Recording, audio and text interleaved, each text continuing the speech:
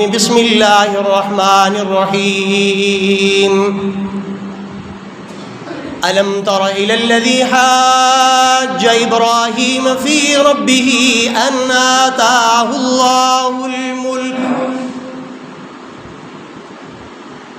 ألم تر إلى الذي حاج إبراهيم في ربه أن آتاه الله الملك إذ قال إبراهيم ربي الذي يحيي ويميت قال أنا أحيي وأميت۔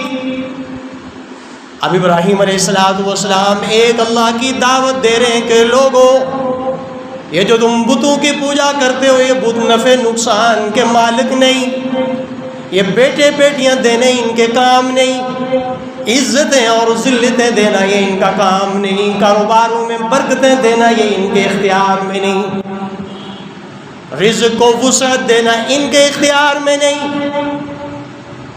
بادشاہت دینا بادشاہت لینا یہ ان کے اختیار میں نہیں۔ اذ قال ابراہیم، اور پھر جب ابراہیم نے اگلی بات کہی کہ میرا پروردگار تو وہ ہے ربی الذی یحیی ویمیت، جو زندگیوں کا بھی مالک، جو موت کا بھی مالک ہے، جس کے قبضہ قدرت کے اندر ساری کائنات کی جان ہے، جو زندگیوں کا بھی مالک، موت کا بھی مالک ہے۔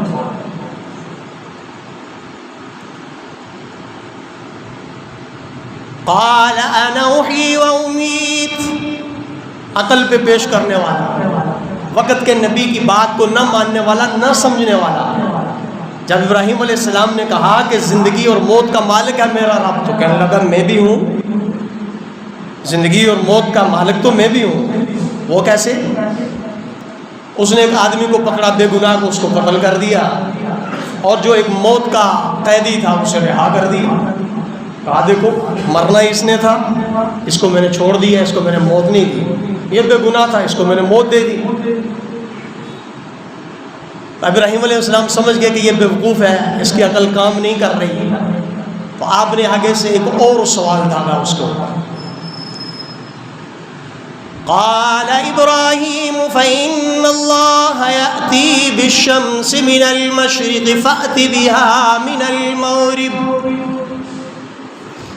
جب ابراہیم علیہ السلام سمجھ گئے کہ عقل کا بدھو ہے، اس کو بات سمجھ نہیں آئی، موت اور زندگی کے مالک کو سمجھ نہیں سکا، آپ نے فرمایا میرا رب تو وہ ہے جو سورج کو مشرق سے نکالتا ہے اور مغرب میں جا کے اسے غروب کرتا ہے، جو مشرق سے سورج کو نکالتا ہے مغرب میں غروب کرتا ہے، میرا رب تو وہ ہے۔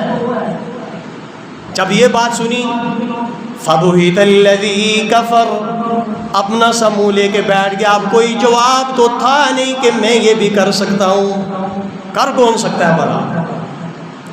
اللہ کے علاوہ کون ہے جو مشرق سے سورج کو نکالے مغرب میں جا کے غروب کرے؟